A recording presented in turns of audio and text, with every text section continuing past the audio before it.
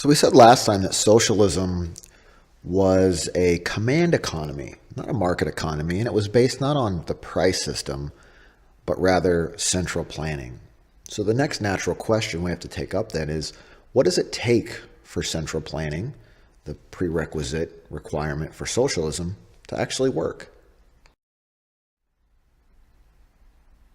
So in order to answer this question, I want you to do a little thought experiment here at Galva High School. I want you to assume that at Galva we've created a new committee. We love committees at Galva. And this particular committee is called the Committee on Lunch Production, and you are its leader. What would you need to know if your job was to plan lunches for the entire school next week in a way that would maximize student satisfaction, happiness, welfare, or utility, as we call it in economics? What would you need? Think about that for a second.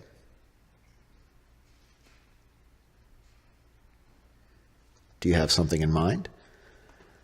Here's a few things that come to my mind if I was on this committee, and I wanted, as a goal, to solve this problem of scarcity and make people as happy as possible, which is what the goal of any economic system is. Well, the first thing I would want to know is who my student population is. I would need to know something like the demographics of all of my population. I need to know how many men, how many women. I would need to know what their calorie needs are. And if I knew what their calorie needs are, I would have to find some way of figuring out what kinds of foods they like. I would need to know not only their nutritional needs, but their preferences.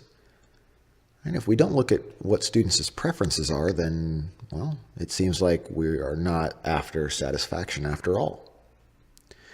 But think about all the information we'd have to know if we were looking at kids' preferences. We couldn't just have a survey that asks, what do you want to eat? Because there would be too many things that kids would fill out in order to satisfy everybody's preferences. So at the end of the day, we would most likely have to give them some choices, which means that we would take away, right, their ability to choose for themselves. They would have to choose from among the choices that we put on the survey. Well, then we would have to take a look at some dietary restrictions, right? Are there any allergies that kids have? If we can agree that we're going to serve creamy chicken potatoes, how do we know how much to serve each student? We might also have to know, where are we going to get all of the resources and ingredients from? Right? If we don't have a price system to communicate these things, where are we going to buy all the resources that we need to get these if we're not using a market economy? We're going to have some member on the committee be assigned to the peas and locating those. Still another person is going to have to be assigned to finding where the potatoes are going to come from for the mashed potatoes. We're going to have to find where the condensed soup comes from. Then we're also going to have to try to figure out some way to distribute this food once we've got it in hand. Who gets what portion of this food, if any at all? So as you go through this, you can maybe start to see a problem that this becomes very difficult when a small group of people are in charge of planning even something as small as the school lunch for people at their own school, people who they probably know sometimes very well. You should also take into consideration the idea that once we plan this, there's no guarantee that by the time, if we were even able to implement this, that those preferences that kids had on their surveys are even the same. Maybe they're not hungry for the same things that they were when they were filling out the survey. Or perhaps they're not hungry at all, or they'd like to bring their own lunch. We haven't even addressed these issues. So let's look at the broader question here. What does it take for central planning to work? Well, if you're on that lunch committee, and you're a decision maker in this committee, you really need to have three key characteristics or attributes about yourself in order to be successful. And this is true of all government planners. Number one, government planners have to be beneficent, which means they have to be good intentioned. They have to be good people. They have to care more about your interests and serving the greater good than they do serving their own particular interests. And we know in human nature that is rarely the case.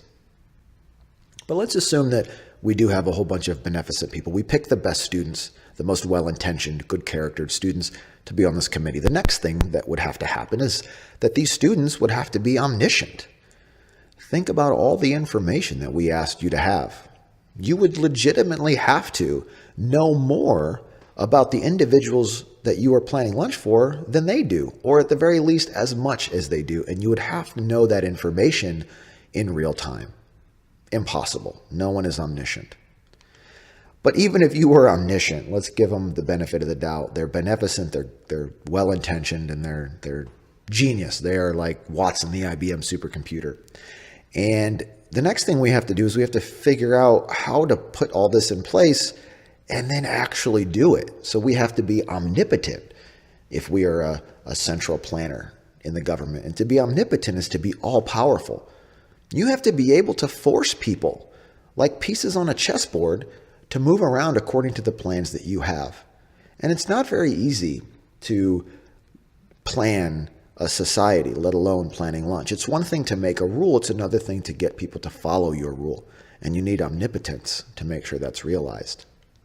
Friedrich Hayek, the famous Austrian economist, had said that the curious task of economics is to demonstrate to men how little they really know about what they can imagine they can design. This has become known as the knowledge problem of central planning. The idea that there's, in a market economy, or in any society for that matter, there's just simply too much information for planners to get a hold of in order to plan an economy as effectively as capitalism and markets do. The cool thing about markets is that they don't have to have any of these features.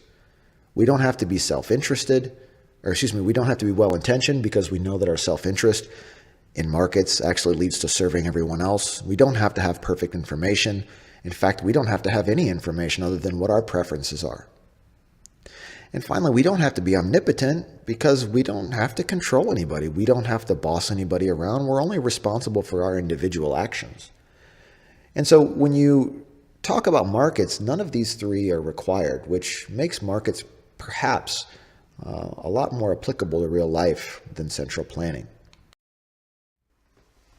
To give you a better representation or a visual on why central planning fails for the three reasons that we just spoke about, in particular, this knowledge problem, or the failure of planners to reach the state of omniscience, this is an excellent video I want you to watch by economics professor Howie Beecher, and compare the way central planning operates and tries to distribute resources to how markets and prices do the same.